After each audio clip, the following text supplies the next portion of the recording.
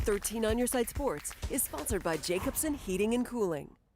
The on-again, off-again saga that is high school sports in the state of Michigan discovered a new chapter Tuesday evening. Just days after announcing a plan to resume fall sports, the MHSAA found out that wouldn't be possible as soon as they thought. The MHSAA told schools on Friday that if they still had programs competing in fall sports, that they could resume practice on Monday. Football, volleyball, girls swimming and diving all did just that. However, that plan was contingent on programs adhering to the Michigan Department of Health and Human Services rapid testing guidelines. The MHSAA thought they had all the information necessary to make a decision to resume. However, on Tuesday, the MDHHS informed the MHSAA that their testing plan called for every athlete participating in fall sports to undergo one cycle of negative tests before practicing can resume.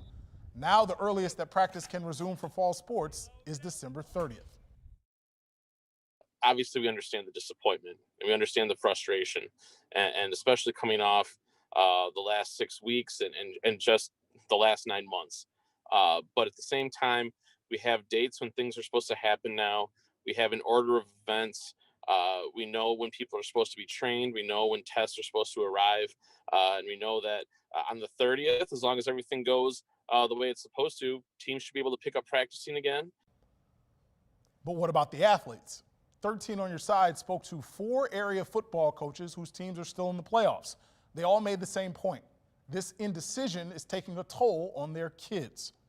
First, the fall sports season was moved to the spring, then back to the fall, then postponed, then allowed to return last week, only to be stopped again today. It's a lot of ups and downs for teenagers to handle, on top of the physical demands of the games they play. The MHSAA planned to resume competition on January 2nd. They hope to be delayed only a week and therefore resume fall sports competition on January 9th.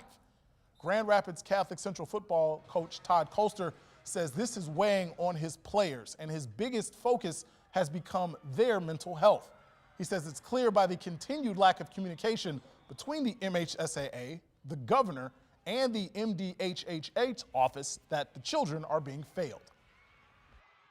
The fact that those 3 offices can't get together, those 3 offices can't communicate effectively, those 3 offices can't get on the same page and come up with a plan and communicate it to schools and to athletic administrators prior to putting things out on social media and those things.